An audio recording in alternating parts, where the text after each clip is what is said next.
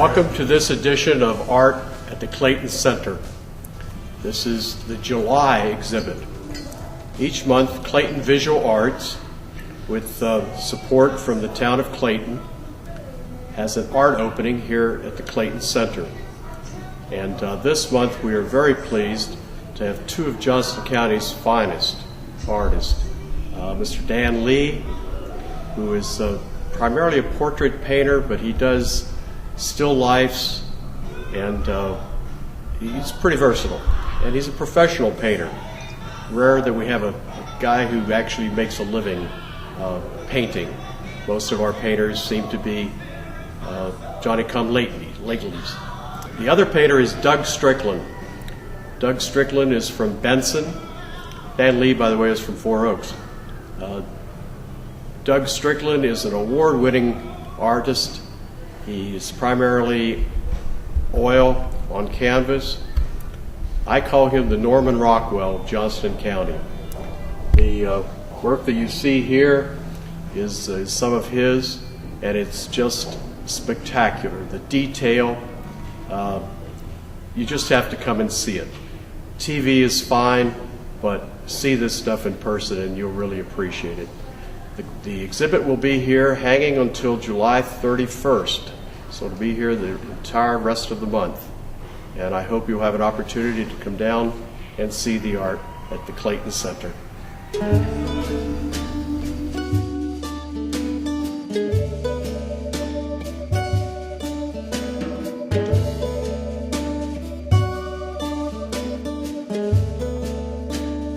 I'm standing here tonight with Dan Lee. He is one of the renowned artists in Johnston County. And if you've listened to these shows before or seen these shows before, you'll know that a great many of our artists are late in coming to the scene. But Dan is a professional artist. He has portraits is his specialty, but he has still lifes, he has nature scenes, and it's just spectacular. How many pieces do you have in the show tonight? 12 pieces for 12. And I think only one is acrylic, the rest are oils. Well, it's a wonderful show, and I hope people have an opportunity to get down here to see it. Tell us a little bit about yourself. You grew up here in Johnston County, didn't you? I was born and raised in Four Oaks, and after high school I went into the Air Force for 4 years. Spent 3.5 of those years in England, and it was quite an experience. I wish I'd have been a little older and mature when I was there, but as it was, I still was able to take advantage of a lot of things most people never get to, so I'm grateful for that. When I came back, I felt like I needed to get more educated. I had not totally committed myself to being an artist at that time, even though my heart was there, but my head kept saying be a little more practical. But I was. It kept coming back to that, and I took all I could at Lewisburg College, which is where I went. And as far as art goes, but there was a very small art department. But I won the Best in Sculpture for the Franklin County Arts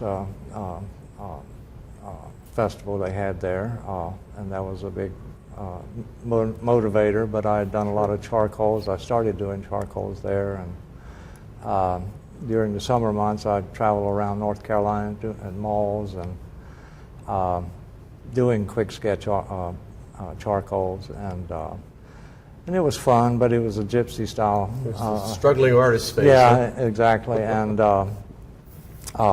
like most young people, you really can't see enough into the future to how to prepare yourself for it. Even though I was doing a lot of charcoal, I was still pretty naive about painting, and worked a year after Lewisburg in retail in display. I was in Rocky Mount, and then I decided I needed to go back to school, and I my sister was living in Minnesota and kept after me to come up and visit, and I thought, well, maybe I could go to school up there, and as it turned out, I did. St. Cloud State was a good fit at the time, and I was there for 2 years in the BFA program there. I left just shy of graduating from the BFA degree, but I kept thinking in portraiture, which is my first love, it's just a feather in the cap. I wish now I'd have stayed with it longer, but... But you had an opportunity to mentor with the very right. famous portrait. I came back from Minnesota and did various things. I was working with a telephone company or a contracting firm for the telephone company, and one of the places I wound up was Martinsville, Virginia. Again, I continued working in retail and I did well in that. I was won several awards with visual merchandising, and but that I think, well, in 81 I met Mr. Hufford while I was doing some community theater work, and showed him some of my work, and he offered the opportunity for me to apprenticeship with him, and for me it was a dream come true. I felt like I learned so much more working with someone than I did in school. Now, where was he at the time? Well, he was living in Martinsville, Virginia. He was originally from New York. Right. His wife was from Martinsville, and so he had moved down there a few years before that, but he had been living in New York. He was with Portraits Incorporated. I don't know if you're familiar with them, but they're pretty much the top of the heap as far as portraiture goes, and he was one of their premier artists, and he did Rockefellers, Eisenhower, and a couple of crown heads of Europe. I mean, he was. How old a man was he at that time? He was 68 at the time I started working with him, and well, maybe he was close to 70. I can't remember exactly. 68 is pretty close to 70. Yeah, we're getting in that direction. But I hit it last week. He was great. He really was. But I mean, when you teach someone, it's not as easy as it sounds. I admire teachers because they trying to, well, you can inspire them to be what they are. I mean, or for them to be their own individual. And after 2 years with Nick, I decided to return back to Four Oaks, and you have great expectations and aspirations, but they don't always go accordingly. But you stay with it, and I've stayed with it over the years, and look where I am now. I think that's a perfect life of an artist. Pretty much, Never quite sure where you're going, and not always sure where the next paycheck's coming from. But if it's in your heart, you go for it, and I congratulate you for that. Now, you've won quite a few awards over the years.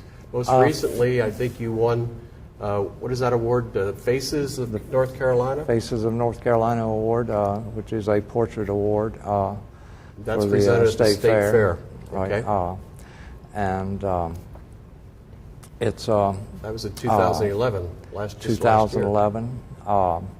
And with any award, you feel a little bit of luck because the judges like what you did or something. Sure. And sometimes I've felt good about pieces and they didn't do very well with judges, but I was grateful for that. And other awards, and I've won several first, second, third, that sort of thing. But I've won a couple of best in shows, and Doug seems to have what the judges are looking for in shows, which is a little beyond luck. He's very good, and I've known Doug a long time, and it's sort of a friendly competition when we go into shows. It's not a... well, I could attest to that friendly competition stuff because both Doug and Dan have been supporters of CVA, Yeah. And in 2007, Doug won our poster contest when he painted a picture of the women's club, always women's club of Clayton. And then 2 years later, the next time we had the portrait show, you came back, and darned if you didn't win it. Well, we're So both those paintings are part of the permanent collection here in the Clayton Center. So we're happy to talk about that. Where else do you have work? Do you have work hanging anyplace else that we could see it? No. I'm not really represented by any gallery there. I probably would do better if I were, but I've been very careful. I mean, there's they charge an exorbitant amount just to be represented by a gallery, which is okay. But I think because I've done so many variety of things, it's very a portrait gallery would be the really only thing I really should consider. Amassing a body of work, I think, is what most people want to see, and usually it's the smartest thing to do is to concentrate on one thing and do it better than anybody else. The one thing that I noticed about the art that you have in this show, compared to most artists, a lot of this work is currently owned by other people. Right. Yeah. So you borrowed it from them to bring here. I did. It's not something you can just whip out overnight, but I like the kind of. I think it's a good thing to get people involved many people as possible. And people like to see their works they purchased hanging and being recognized that they're a patron of the arts. This puppy dog right here is just spectacular. It's a full-grown dog, but yeah, I guess in that size. I call dogs puppy dogs. I don't think you want to put her in your lap. they're a little temperamental, but she was a pretty sweet dog, I think.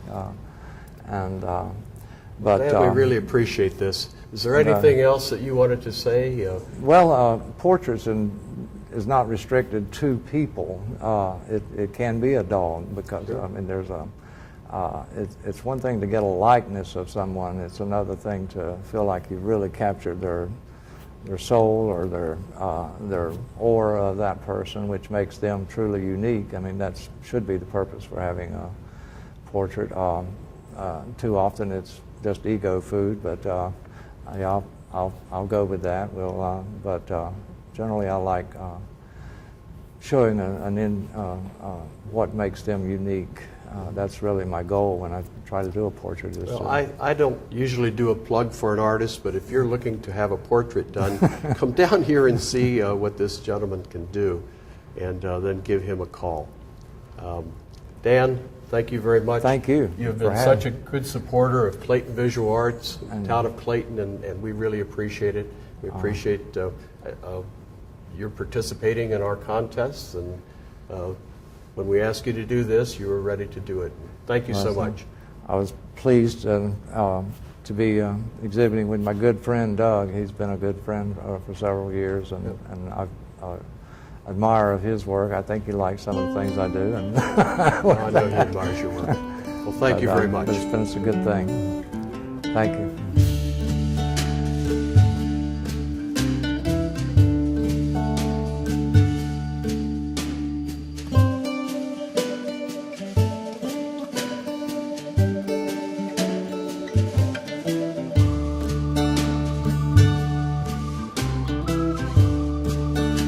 Pleased to be here with our second artist this month.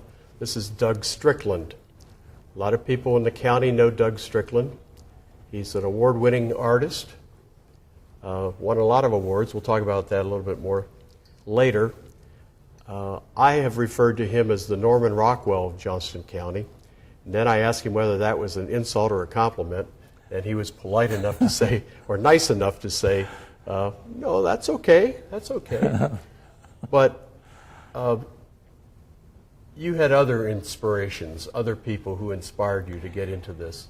Yes, but I can't say they were that different from Norman Rockwell. Daniel Green, I took a course under him some time ago, and of course in reading and things like that, I've been influenced by Van Gogh and others as well. But I do paint in a realistic style, or I try to anyway. And so Daniel Green, Norman Rockwell also have been inspirations for me. And Sargent? Yes. Yes. John Singer Sargent. I have a copy of his work that I did. Did you? What we're standing in front of here is a copy of tell us about it. This is a copy I made of Marie Danforth Page's The Tenement Mother. I thought it was a really nice grouping. It's not in exactly the same format as the original. I made it to fit the frame so that I could be pragmatic. So it's a little bit wider in format than the original. But I liked the subject matter. I thought it was really nice, warm. It kind of reminded me of my wife and my son when my son was younger. And so I decided to paint that. And it's nice. Proudly hanging in our house when it's not on display somewhere. Well, tell us a little bit about your background. I know you're from North Carolina and lived here all your life. That's correct. I was born in Johnston County and have lived here virtually all my life. I attended university at University of North Carolina in Chapel Hill, and immediately after that I came back to Johnston County. I got a degree in clinical psychology and worked for 30 years at the Mental Health Center in Smithfield, where I was a counselor in adult services. But during all of that time I had an interest in art and started developing the skill I had as an oil painter and acrylic painter, and decided that I would like to pursue that as at least a hobby and perhaps as an avocation to make some money doing it. And so it has been, I've been fortunate enough to have been able to win some prizes and to make a little money doing something I really like to do. Oh, win some prizes. Let me talk about that. I had to write it down. At the State Fair, you have won first place or best in show 2006, 2008, 2009, 2011.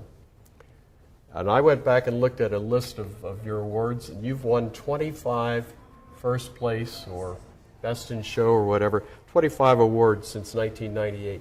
I'd say you've been pretty successful. I have been lucky in the fact that judges sometimes like my work. I've entered shows before that it wasn't that well received at all, but I didn't put those on the resume. No, of course not. But I did put the ones that I was lucky with. Mm-hmm. And the State Fair has been a very good forum for my artwork anyway. Well, what I thought was interesting was that we have a poster contest here every other year with CVA, and we also have another contest which is just wide open to artists. And you've come to that and won here, and then taken it to the State Fair and won there too. So it shows that we had pretty good taste over here in the first place, you know. Mm-hmm. But I think that's happened at least twice, where you brought a piece here and then went on to the State Fair, and I go to the State Fair and I go, there it is, there it is. So congratulations on all of that. Well, thank you, Larry. Sometimes the standards here is actually a little higher, because I'd get a third place here and go to the State Fair and maybe get first in a certain area anyway. So. Well, Doug, I know a lot of people in Johnston County know you, and I think they know that you had a real health scare a few months ago. I think they'd like to know, how are you doing? Well, I'm doing pretty well now. I had a stroke November 1st, and that still is affecting my vision a bit. I have a little double vision, but it's gradually getting better. I have been able to return to painting a little bit. Well, that's good news. And I've been pleasantly surprised with the results. It's not up to the highest standard, I don't think, but at least you can tell what I'm painting, or I can tell what I'm painting anyway. And so I'm pleased to see that I'm making some progress, and hopefully that will continue. I'm sure there's a lot of people in Johnston County will be pleased to hear that too. Well, because thank I you. know you had a real scare. You were in bad shape. Yes, I don't remember much of anything for a month or so, and since then Great to see you you're looking good. You look like Doug Strickland to me. Well, thank you. How many paintings do you have here? I think I counted 13. 13. Is there any place else where you're showing art? I know you. Oh, go ahead. I don't have any artwork hanging anywhere right now. I did have a couple of pieces at Nicole's Gallery in Raleigh, but I was fortunate enough to sell the pieces that I had in there. Nothing wrong with that. And I haven't been able to replace them. These were all hanging in my house or in my studio. And so I was able to gather all these up and bring them in for the show. Well, it's a wonderful exhibit, and we are so happy that you were able to bring it to us. I want to thank you for supporting Clayton Visual Arts all these years, the last 6 or 7 years that we've been really doing some things. And we really appreciate it. Have an artist of your caliber to be there for us. It's just tremendous. Thanks to Clayton Visual Arts as well, because they have been very good to me over the years. I haven't always gotten a ribbon or won first place, but it is a good show, and I really enjoy the competition here. Well, thank you. Thank you for that. Is there anything else that you wanted to tell us? Anything that I've forgotten? Well, for those who know me, if you'll say a prayer for me, I would appreciate it. Maybe I'll be able to return to painting full time within the next few months. We'll put you on the prayer list. Thank you, Okay. Doug. Thank you very much. Thank you.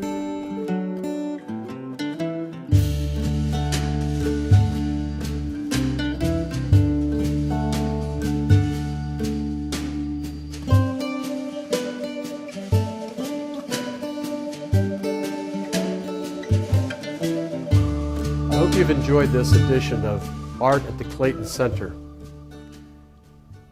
I hope you've enjoyed meeting Dan and Doug, two really great guys and very talented artists. Try to come to the Clayton Center and see their work before it leaves, July 31st. Next month we have 3 artists that we will be featuring.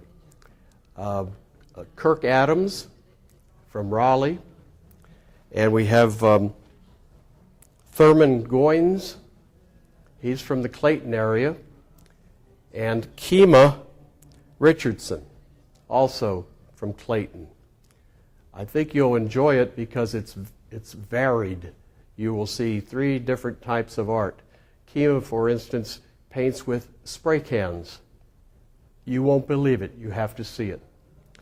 So I hope you'll come. The reception, free reception for anyone who comes will be on Thursday night, August 9th.